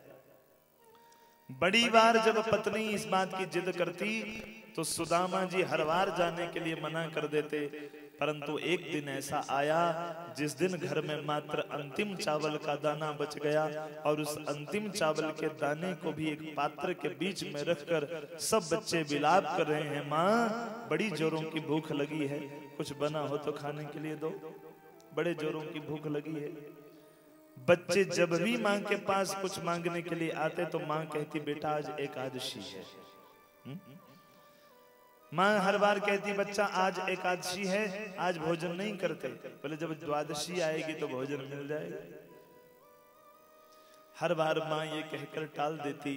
कभी कभी बच्चे आते और बड़े मायूस होकर माँ के पास बैठते, माँ आज एकादशी खत्म हो गई है, द्वादशी लग गई है कि आज भी एकादशी है? तो अगले दिन भी माँ कहती नहीं बच्चा आज भी एकादशी है। तीसरे दिन भी माँ कहती बच्चा आज भी एकादशी है। कभी कभी बच्चे आकर पूछते माँ क्या हमारे जीवन में कभी द्वादशी भी आएगी कि रोज एकादशी रहेगी? अंतिम चावल के दाने को भी पात्र में रखकर जब सुशीला अपने पति के पास गई तो श्री सुदामा जी महाराज उस पात्र को लेकर भी अपने ठाकुर जी को भोग लगाने के लिए चले। पहले मैं अपने ठाकुर जी को भोग लगाऊंगा। बोले जब सुदामा अंतिम चावल के दाने को भगवान को भोग लगाने के लिए जा रहे थे ना, तो द्वारिका में बैठे बैठे भगवान श्री कृष्ण मानो ये कह रहे हो सुदामा ये अंतिम चावल का दाना मुझे न चढ़ा देना, पगले मैं तो जन्म जन्म के लिए तेरा ऋणी हो जाऊंगा, कर्जदार हो जाऊंगा तेरे प्रेम का। जब इतना भयंकर समय सुशीला ने देखा तो एक दिन जिद की महाराज ऐसी हालात है, अब तो आप कम से कम अपने मित्र द्वारिकाधीश के पास जाओ। जब इतनी जिद की तब भी सुदामा जी ने ये नहीं कहा कि मैं जाऊंगा तो मांगने जाऊंगा। बोले ठीक है जाऊंगा, पर उसमें अयम ही परमो लाभः उत्तम श्लोक दर्शनम। बोले जाऊंगा तो बस मुझे एक लाभ दिखता है कि मैं जाऊंगा तो जाने के बहाने मुझे कन्हैया का दर्शन मिल जाएगा, मांगने नहीं जाऊंगा। अगर तू बोले कि मांगना तो मांगने नहीं जाऊंगा, जाऊंगा तो मात्र दर्शन करने जाऊंगा। सुशीला सोची मेरे स्वामी तो इतने परम संतोषी हैं, जाएंगे और मुझे पता है कि कुछ भगवान से मांगेंगे नहीं, तो अपनी बुद्धि का परीक्षण करते हुए सुशीला 4 घरों में गई और 4 घरों में एक एक मुट्ठी चावल 4 घरों से लेकर आई और वही 4 घरों के चावल इकट्ठे करके एक पोटली बांधकर अपने स्वामी को दी। महाराज मित्र के घर जा रहे हो, शास्त्र कहता है गुरु के घर मित्र के घर कभी भी जाओ तो फिर खाली नहीं जाना चाहिए, महाराज ये साथ में लेकर जाओ। श्री सुदामा जी महाराज चले, घर से निकले तो चलते चलते मार्ग में कुछ भक्त मिले।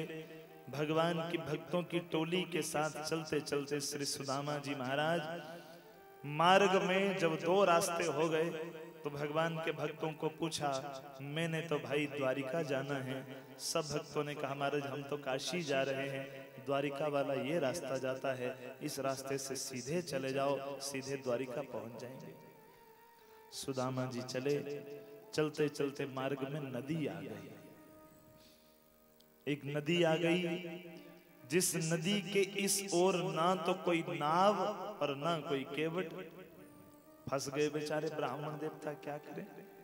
सुदामा जी विचार करने लगे कि ना तो मुझे तैरने आता है कि मैं तैर के नदी पार कर दूं, ना यहाँ कोई मल्लाह है, ना कोई केवट है, ना कोई नाव है, फिर नदी पार कैसे होगी।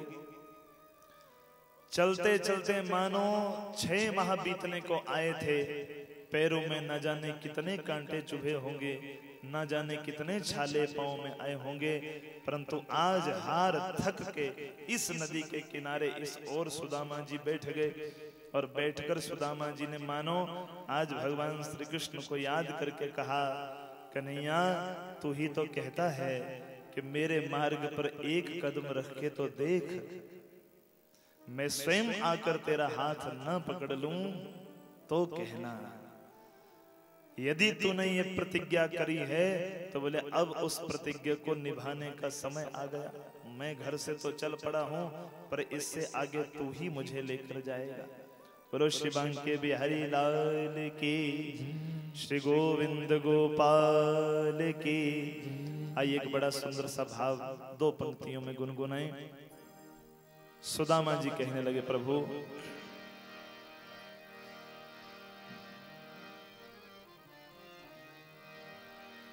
नैना थक गए बाट निहारूं कन्हैया, अब देर न करो। नैना थक गए बाट निहारूं कन्हैया, अब देर न करो। थक गए सब मिलके गाओ। बाट निहारूं कन्हैया, देर न करो। नैना थक गए बाट निहारूं कन्हैया, अब देर न करो। थक गए ताली बजा के बाट निहारूं कन्हैया, अब देर न करो। कन्हैया अब देर ना करो, कन्हैया अब देर ना करो। नैना थक गए, नैना थक गए, नैना थक गए बाट निहारूं कन्हैया, अब देर न करो। थक गए बाट निहारूं कन्हैया, अब देर न करो। श्री राधे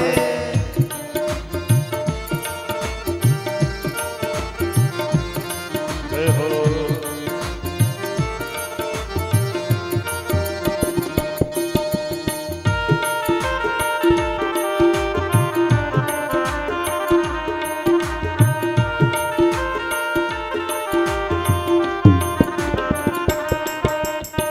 एक की कान्हा तेरा सहारा, एक ही कान्हा तेरा सहारा। दूजा ना कोई जग में हमारा। तू जाना कोई जग में हमारा। एक ही कान्हा तेरा सहारा, दूजा ना कोई जग में हमारा। वो कर ली हमने, कर ली हमने, कर ली हमने तुझसे यारी कन्हैया, अब देर न करो। नैना थक गए बाट निहारूं कन्हैया, अब देर न करो। कन्हैया अब देर ना करो, कन्हैया अब देर ना करो। नैना थक गए, नैना थक गए, नैना थक गए बाट निहारूं कन्हैया,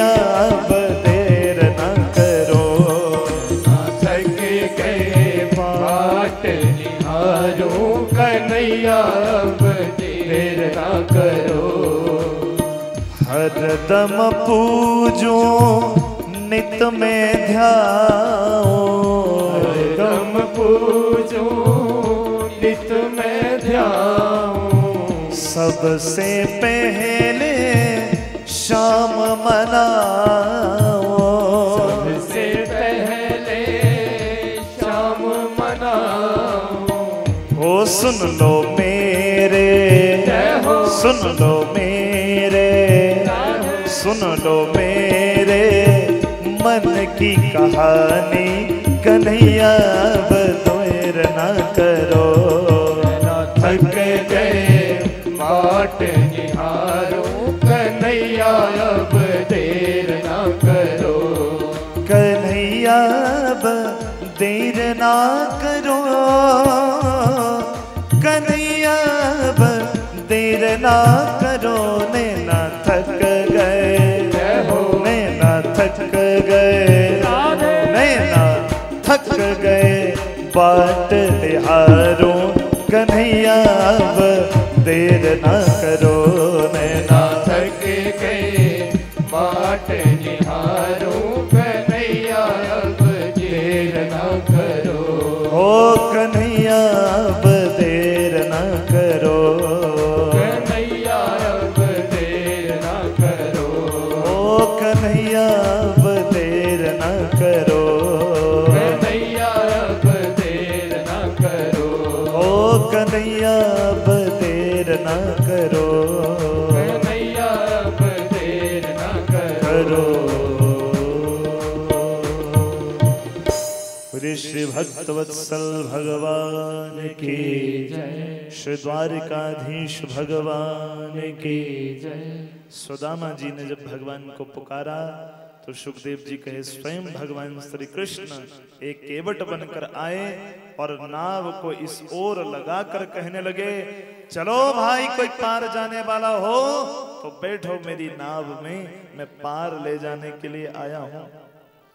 सुदामा जी ने सुना तो तुरंत उठ गए, हाँ भैया मैंने पार जाना है, मुझे ले चलो, बैठो मारे। बैठ गए।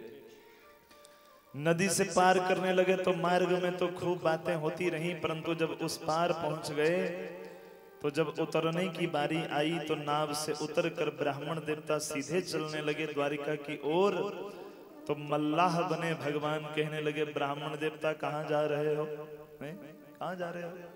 बोले महाराज द्वारिका जा रहे हैं। अरे द्वारिका तो ठीक है, पर मैं ये पूछ रहा हूं कि बिना किराया दिए कहाँ जा रहे हो? बिना किराए के उतरा दौड़ने लग गया। बोले मैंने पार किया हो तो उतराई देकर जाओ। आज तक सुदामा जी ने कभी नहीं कहा था कि मैं निर्धन हूं कि गरीब हूं। आज पहली बार सुदामा जी कहे भैया दूं तो दूं, परंतु देने के लिए मेरे पास कुछ है ही नहीं। भगवान मल्लाह बने हुए कहने लगे, ऐसा तो हो नहीं सकता ब्राह्मण देवता, कुछ न कुछ तो होगा देने के लिए, जो है सो दो मेरे को। ब्राह्मण देवता के मुख से आज पहली बार निकल गया, बोले भैया मेरे पास तो मेरी गरीबी के सिवा कुछ देने के लिए नहीं है, दूं तो क्या दूं। बस इतना सुनने की देर के भगवान मन ही मन कहने लगे, वही तो मैं कब से मांग रहा था कि ला मेरी झोली में डाल दे। मानो कि यहां पर मल्लाह बने भगवान नहीं, सुदामा जी द्वारिका तो बाद में पहुंचे। इसी समय भगवान ने सारी गरीबी अपनी झोली में डाल दी और सुदामा जी के बड़े बड़े महल बनाकर तैयार कर दिए। बोलो श्री सुदामा भक्त की, श्री भक्तवत्सल भगवान की। सुदामा जी द्वारिका पहुंचे, द्वारपालों से भेंट हुई। द्वारपालों ने प्रणाम किया श्री सुदामा जी को। यहाँ हर कथा के माध्यम से ये निवेदन करते हैं कि जैसा हमारे कुछ गीतों में गाया गया, हमें सिखाया गया कि सुदामा जी आए तो द्वारपालों ने लात मारी, धक्का दिया, ये सब कुछ भागवत जी में नहीं लिखा है। भागवत जी में वर्णित है कि जब सुदामा जी आए तो द्वारपालों ने पहले तो ब्राह्मण देवता जानकर उन्हें प्रणाम किया और कहा, महाराज यूं तो हमारे भगवान के दरबार में किसी ब्राह्मण और संत को कोई रोका टोकी नहीं होती, परंतु ये समय हमारे प्रभु श्री कृष्ण के विश्राम का समय है। यदि ब्राह्मण देवता आप आज्ञा दें तो हम अब भीतर जाएं और भगवान से अनुमति लेकर आए। ठीक है। ये द्वारपाल गए और भीतर जाकर ये सब दोनों द्वारपाल भगवान को जाकर कहने लगे, प्रभु द्वार पर आपसे कोई मिलने आया है। बोले कौन मिलने आया है? बोले प्रभु उसकी सारी विशेषताओं को सुनिए। द्वारपाल कहने लगे, शीस पगाना झगातन पे प्रभु जाने को आही बसे कहीं ग्राम, धोती फटी सी लटी दुपटी, अरुपाय उपा नहीं की नहीं सामा, द्वार खड़ो द्विज दुर्बल रहयो चकिसो वसुधा अभिरामा, पूछत दीन दयाल को धाम, बता आपनो नाम सुदामा, बतावत आपनो नाम सुदामा। बोले प्रभु एक ऐसे ब्राह्मण देवता आए हैं जो शीस पगा न झगा तन पर, न सिर पर पगड़ी, न तन पर वस्त्र, न पैरों में कोई चप्पल जूता, एक फटी पुरानी धोती पहनी है, हाथ में लकुटिया लिए हैं। ऐसे महाराज बड़े कमजोर दुर्बल ब्राह्मण द्वार पर आए हैं। बोले चारों ओर इन महलों को ऐसे देख रहे हैं, ना जाने इतनी बड़ी बड़ी बिल्डिंग पहली बार देख रहे हो, इतने बड़े महल पहली बार देख रहे हो। बोले नाम? बोले पूछत दीन दयाल को धाम, बतावत आपनो नाम सुदामा। इतना सुनने की देर के भगवान तुरंत अपने आसन से उठे। कहाँ उतरी वस्त्र गिरा, कहाँ मालाएं गिरी, कहाँ पर खड़ावें रह गई, कुछ पता नहीं। भगवान नंगे पैर दौड़े और 7 ड्योरी पार करने के उपरांत जाकर अपने मित्र सुदामा का दर्शन करके तुरंत अपने मित्र सुदामा को हृदय से लगा लिया। सुदामा को देखकर भगवान कहने लगे, मित्र इतने विलंब कर दिया आने में, नित्य प्रति ना जाने कितनी याद मुझे तुम्हारी आती थी, इतनी देर कर दी आने में। अरे सब ठीक तो हैं, घर में सब कुशल क्षेम तो हैं। भगवान सब पूछ रहे थे, सुदामा जी कहे कि सब कुछ बाहर है, पूछेगा कि अंदर भी लेकर जाएगा। बोले चलो भीतर चलो महल के अंदर। भगवान भीतर लेकर गए, अपने राज सिंहासन के ऊपर बिठाया, सब रानियों को बुलाया, सब आओ और एक पात्र और जल लेकर आओ। देखो आज ऐसे ब्राह्मण देवता हमारे यहाँ आए हैं, बोले जिनका पाद प्रक्षालन करने से हमारा जीवन धन्य हो जाएगा। बोले इतने में कि वो रानियां हाथ में जल लेकर पात्र लेकर आती, उससे पहले ही बोले भगवान ने जब चरणों की ओर देखा और उन पैरों में न जाने कितने कांटे लगे थे, तो ऐसी अवस्था को देखकर देखी सुदाम की दीन दशा, करुणा करके करुणा निधि रोए, पानी परात को हाथ छुयो नहीं, नैनन के जल सो पग धोए। अपने अश्रु बिंदुओं से ही भगवान ने सुदामा जी के चरणों को धोया, बढ़िया राजशाही वस्त्र पहनने को दिए।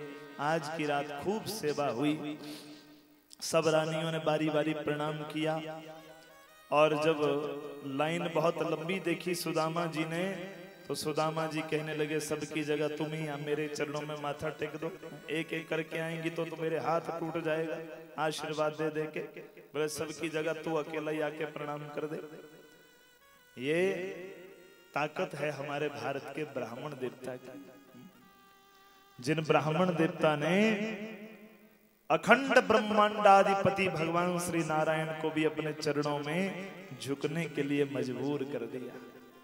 बोलिए श्री विप्रदेव भगवान के। इसी तरह प्रातः हुई, भगवान पूछे कि मित्र मिलने तो आए हो, पर घर का हाल समाचार सुनाओ, सब कुशल हैं? सब महाराज ठीक है। विवाह हो गया है? बोले हाँ महाराज हो गया, बच्चे भी हो गए हैं। तो भाभी ने मेरे लिए क्या भेजा है? बोले नहीं महाराज कुछ नहीं भेजा है, कुछ नहीं दिया है। टालने का प्रयास किया, कुछ नहीं भेजा। तो भगवान ने देखा कि बगल में एक पोटली छुपा रखी है। उस पोटली को जबरन भगवान ने खींचा और जब खोल कर देखा तो उस पोटली के बीच में 4 मुट्ठी चावल, वो भी अलग अलग किस्म के, अलग अलग घर से आए हैं। देखते ही भगवान समझ गए कि सुदामा के घर में बड़ी गरीबी है, 4 मुट्ठी चावल भी अपने घर में नहीं। सुदामा जी कहे कि मित्र भाभी ने कोई संदेश मेरे लिए भेजा था? बोले हाँ महाराज एक संदेश भेजा था। कौन सा? बोले जाकर भगवान को कहना 1 मास द्विपाख में 2 एकादशी हुए, सो प्रभु दीन दयाल ने नित प्रतिदिन ही मोए। बोले भगवान को जाकर कहना प्रभु सबके यहाँ तो महीने की 2 एकादशियां आती हैं और हमारे घर में तो भगवान की इतनी कृपा कि हमारे घर में तो रोजे एकादशी होती है। भगवान ने तुरंत 1 मुट्ठी चावल उठाए, मुख में डाले, मन में कहा जा सुदामा मैं तुझे 1 लोक की संपदा प्रदान करता हूँ। दूसरी मुट्ठी उठाई, मुख में डाली, मन में कहा सुदामा जा मैं तुझे दूसरे लोक की संपदा प्रदान करता हूँ।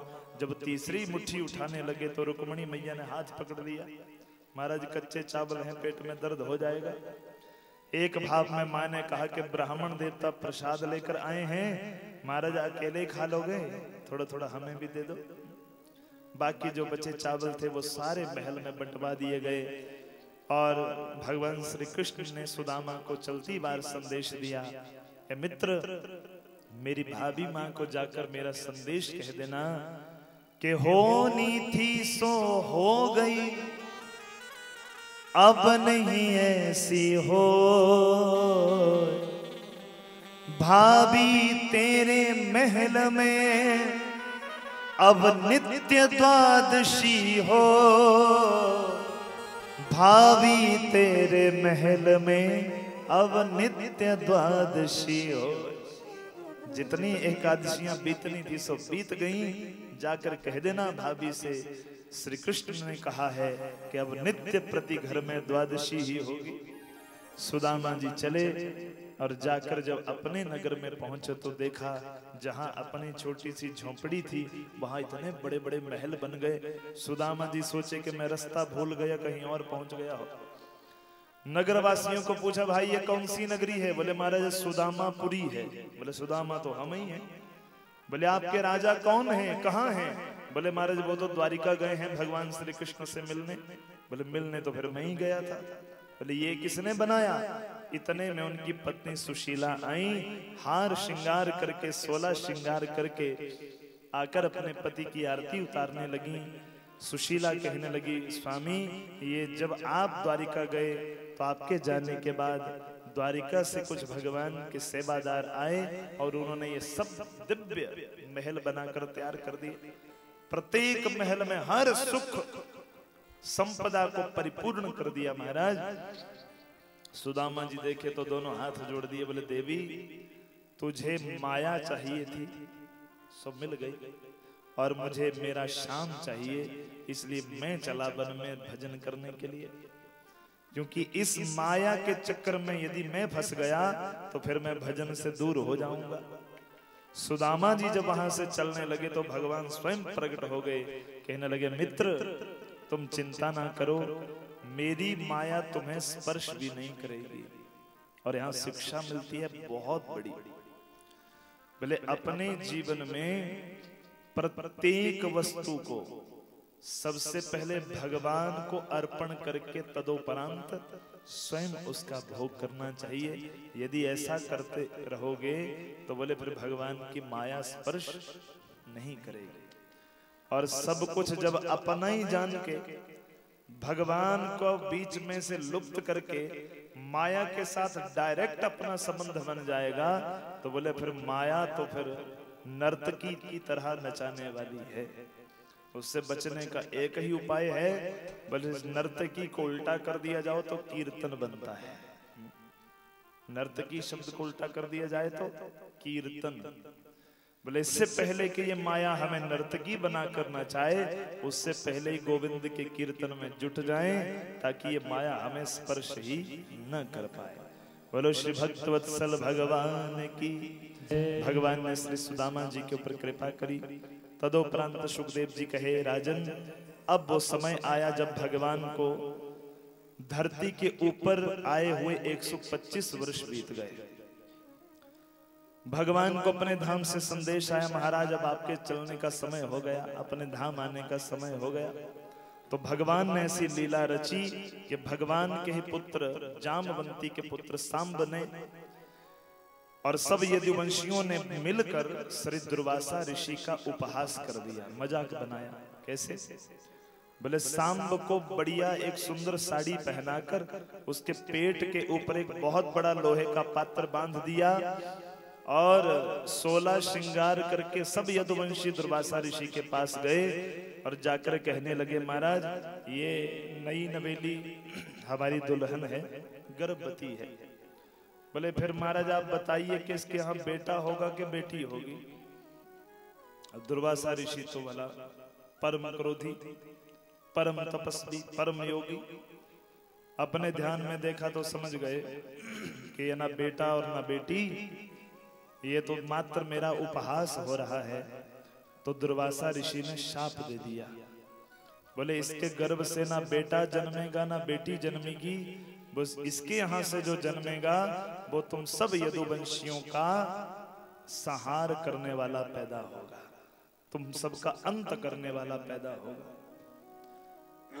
आकर यही बात जब भगवान से कही, भगवान ने कहा कि ये सब मेरी माया के कारण हुआ है, मेरे जाने का समय हो गया, तो ये मात्र उसी लीला का एक अंश है। भगवान ने कहा कि उस पेट में जो मूसल था लोहे का, बोले इसको निकालो और प्रभास क्षेत्र में जाकर जल के किनारे बोले इस मूसल को घिस घिस कर समाप्त कर दो। उस मूसल को जब घिसना प्रारंभ किया तो बोले इसके घिसने से एक ऐसी घास पैदा हो गई जो घास दोनों ओर से तलवार से भी ज्यादा तेज थी। बोले सब यदुवंशी आपस में लड़ने झगड़ने लगे कि उसी घास को लेकर जब आपस में मतभेद पैदा हो गया तो उसी घास को अस्त्र शस्त्र बनाकर बोले एक दूसरे को काटना प्रारंभ कर दिया कि सब यदुवंशियों का नाश हो गया। बोले ये जो छोटा सा घिस घिस कर उस मूसल का छोटा सा टुकड़ा बाद में बचा था वो जल के बीच में फेंक दिया गया। उस मूसल के टुकड़े को एक मछली ने अपने पेट में निगल लिया। मछुआरे ने जब मछली को पकड़ा तो पेट में से वो मूसल का टुकड़ा पाया।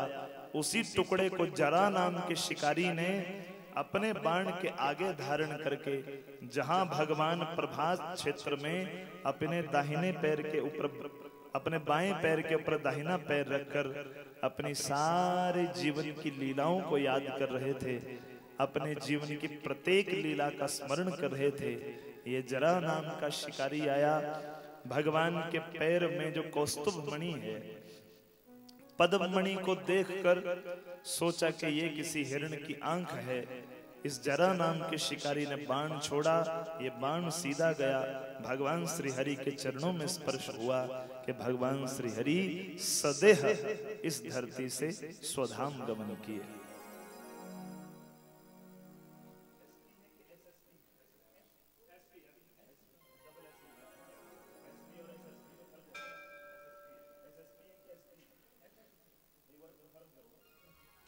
बांके बिहारी लाल की बहुत बड़ा डेजिग्नेशन का फर्क पड़ जाएगा एसपी और एसएसपी। बोलो बांके बिहारी लाल की, गोविंद गोपाल की। बोले भगवान सदेह इस धरती से गमन किए अपने धाम को। और जब भगवान के जाने का समय आया तो बोले उस समय उद्धव जी और मैत्रेय जी भगवान के सम्मुख थे। उन्होंने प्रश्न कर दिया, महाराज आप तो जा रहे हैं, परंतु आपके जाने के बाद धर्म किसकी शरण में जाएगा? आपके जाने के बाद भक्तों की रक्षा कौन करेगा प्रभु? तो भगवान ने स्वयं जाने से पूर्व अपनी सारी शक्तियों को एकत्रित किया और अपनी सारी शक्तियों को श्रीमद् भागवत जी के बीच में डालकर कहा कि मेरे जाने के बाद धर्म की रक्षा करने का अधिकार मैं अपने श्रीमद् भागवत महापुराण को प्रदान करता हूँ। बोलिए श्रीमद् भागवत महापुराण की जय। इसलिए स्पष्ट लिखा गया है भागवत जी के बीच में कि ना तो ये किताब है ना कोई पोथी है, श्रीमद् भागवत शास्त्रो अयम प्रत्यक्ष कृष्ण एव ही। ये कोई किताब पोथी नहीं, बोलिए साक्षात भगवान श्री हरि नारायण है, ये साक्षात भगवान श्री कृष्ण है। ये सब कथाएं सुनाने के बाद शुकदेव जी कहे, राजन फिर आज तो कथा का कौन सा दिन है? 7वां। बोले आज तो राजन तुझे दंश करने के लिए तक्षक नाग आता होगा। इससे पहले कि तक्षक नाग आ जाए, बोले तुरंत अष्टांग विधि के द्वारा यम नियम आसन प्राणायाम प्रत्याहार धारणा ध्यान समाधि इन अष्टांग योग के द्वारा बोले अपनी प्राण वायु को सहस्रार चक्र तक पहुंचाकर भगवान के नाम के साथ भगवान के ध्यान में लीन हो जा। अच्छा, जो 7 दिन कथा सुनाता है ना, 7 दिन कथा सुनाने के बाद प्रत्येक गुरु को अपने श्रोतागणों की, अपने शिष्यों की परीक्षा लेने का पूर्ण अधिकार है। 7 दिन जो सुना वो कुछ पल्ले भी पड़ा के सब ऊपर से ही निकल गया। बोलो श्री बांके बिहारी लाल की। तो परीक्षा लेने के लिए शुकदेव जी ने राजा परीक्षित को पूछा, बोले राजन अपने नेत्र बंद करो। दोनों आंखें बंद करवाई। शुकदेव जी ने अपना हाथ राजा परीक्षित के शीश के ऊपर रखा, परीक्षा लेने के लिए पूछा, बता राजन दोनों आंखों के बीच में क्या दिख रहा है? राजा परीक्षित कहने लगे, महाराज बहुत बड़ा सांप दिख रहा है, तक्षक नाग, इतने बड़े बड़े विषैले भयंकर उसके फन। बोले और क्या दिख रहा है? बोले उस इतने भयंकर विषैले तक्षक नाग की वो लपलपाती हुई जीवा दिख रही है महाराज। बोले और क्या दिख रहा है? बोले वही तक्षक नाग महाराज मुझे दंश करने के लिए मेरी ओर आ रहा है। बोले राजन तो क्या तेरे को डर लग रहा है? आपसे 7 दिन की कथा सुनाने के बाद पूछूं कि क्या अब मरने का डर लग रहा है? बोलो हाँ ना तो बोलो हाँ जी के नान जी हैं? अभी भी यदि मृत्यु का डर बाकी रह जाए तो फिर समझिए कि 7 दिन की कथा हमारे भीतर प्रवेश ही नहीं हो पाई। राजा परीक्षित कहने लगे, महाराज दिख तो रहा है अपनी ओर आते हुए, परंतु डर नहीं लग रहा है। क्यों? क्योंकि बोले उसी तक्षक नाग के बीच में मुझे मेरा गोविंद दर्शन दे रहा है, उसी तक्षक नाग के बीच में मुझे मेरा गोविंद दिखाई दे रहा है, इसलिए मुझे कोई भय नहीं मृत्यु से। शुकदेव जी कहे, राजन तुम परीक्षा में उत्तीर्ण हो गए, पास हो गए। बोले अब तुरंत जाओ और महल में जाकर भगवान के भजन में लीन होकर अपने ध्यान को तुरंत सहस्रार चक्र तक पहुंचा दो। राजा परीक्षित महल में गए और जाकर अष्टांग योग विधि के द्वारा अपनी प्राण वायु को सहस्रार चक्र तक पहुंचाया। जब तक्षक नाग आया राजा परीक्षित को दंश करने के लिए, तो जैसे ही ये तक्षक नाग राजा परीक्षित को दंश करने लगा था ना, बोले हाँ राजा परीक्षित तक्षक नाग को नहीं दिख रहे हैं, तो कौन दिख रहा है? तक्षक नाग आया तो सामने बैठे जो राजा परीक्षित हैं वो तक्षक को राजा परीक्षित नहीं दिख रहे हैं। कौन दिख रहा है? बोले श्री हरि नारायण भगवान दिख रहे हैं। क्यों? क्योंकि बोले हरि का सेवक हरि जेहा भेद न जाने मानस देहा। अरे भगवान का भक्त तो साक्षात भगवान ही बन जाता है। भगवान का भक्त तो भगवान का स्वरूप बन जाता है। फिर कैसे राजा परीक्षित दिखते? भगवान श्री हरि नारायण का रूप समझकर जैसे ही ये तक्षक नाग श्री हरि भगवान के चरणों में प्रणाम करने लगे, तो उसी विष के कारण, उसी दंश के कारण जो राजा परीक्षित की देह थी वो तो भस्म हो गई, और राजा परीक्षित की प्राण वायु सदा सर्वदा के लिए भगवान नारायण के चरणों में जाकर विलीन हो गई। बोल भक्त वत्सल भगवान की, श्रीमद् भागवत महापुराण की जय। ये श्रीमद् भागवत जी की कथा का परिणाम कि जिस कथा को सुनने से मैंने पहले निवेदन किया था, कथा सुनने से मृत्यु नहीं टलती। मृत्यु अटल सत्य है, वो आनी आनी है, पर वो मृत्यु मुक्ति में कैसे बदल जाए, बस ये सबसे बड़ा प्रश्न है। राजा परीक्षित ने 7 दिन की कथा क्यों सुनी थी? क्योंकि जानते थे कि 7वें दिन तक्षक नाग काटने के लिए आएगा, और अंतिम समय यदि मेरा ध्यान तक्षक नाग में बना रहा तो अगली योनि फिर सांप की लेनी पड़ेगी। ना जाने कितने जन्म फिर मेरे को सांप बन के घूमना पड़ेगा। इसलिए मेरी मृत्यु नहीं मुक्ति हो जाए, इसलिए राजा परीक्षित ने 7 दिनों की कथा सुनी थी। वही कथा जो स्वयं श्री हरि नारायण ने ब्रह्मा जी को प्रदान करी, वही कथा जो ब्रह्मा जी ने नारद जी को प्रदान करी, वही कथा जो नारद जी ने श्री वेदव्यास जी को प्रदान करी, वही कथा जो श्री वेदव्यास जी ने श्री शुकदेव जी को प्रदान करी, वही कथा जो श्री शुकदेव जी ने राजा परीक्षित की मुक्ति के निमित्त कही, वही कथा हमने और आपने बाबा बिल्केश्वर महादेव जी के चरणों में बैठकर इन 7 दिनों में श्रवण किया। और मेरा विश्वास है कि जिसने 7 दिन कथा सुनी है, अच्छा 7 दिन तो बड़े हैं, जो कोई एक दिन भी कथा में आया होगा, भगवान भोलेनाथ जी की कृपा से और बांके बिहारी जी की कृपा से उस एक दिन में आए हुए भक्त के भीतर भी भगवान के प्रेम का बूटा लग गया होगा, ऐसा मेरा विश्वास है। और जिन्होंने तो 7 दिन कथा सुनी है, वो तो ये समझिए कि अब जो 7 दिनों में इस कथा में सुना, उस कथा को अब नित्य प्रति अपने जीवन में थोड़ा थोड़ा उतारने का प्रयास करना है। कथा सुन के कल्याण नहीं होगा, कथा में जो सुना उसके ऊपर कितना मनन किया गया, ये सबसे ज्यादा महत्वपूर्ण है। कथा में इन 7 दिनों में हमने जो जो बातें रखी, जो जो सेवाएं आप सबको देने का प्रयास किया, आप सबके चरणों में मैंने बारंबार निवेदन किया कि बड़े सौभाग्य की बात कि हमारे अपने गांव में इतना बड़ा दिव्य पावन तीर्थ स्थान श्री बिल्केश्वर महादेव जी का बना है। बाबा की बड़ी कृपा हम सबके ऊपर हुई है। तो मैं यूं तो ना कहूं कि आप महीने में 1 दिन आओ कि साल में 1 दिन आओ। मैंने तो निवेदन किया था कि आप रोज ही मंदिर में आएं, ज्यादा नहीं तो कम से कम 5 मिनट के लिए आओ। ऐसा कोई ड्यूटी वाला व्यक्ति नहीं है जो 5 मिनट मंदिर में ना आ पाए। अब जिन्होंने नहीं आना उनके एक्सक्यूज होते हैं, पर जिसने आना है उसका कोई एक्सक्यूज नहीं होता।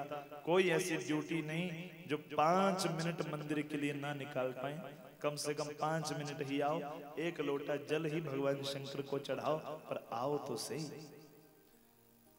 कभी कभी मैं आपके यहाँ व्हाट्सएप ग्रुप के माध्यम से देखता हूँ कितने सारे भक्त अपने बच्चों का जन्म दिवस मंदिर में मनाते हैं। कितनी बार सब भक्त मिलजुल कर कोई त्योहार भगवान शंकर के साथ मनाते हैं।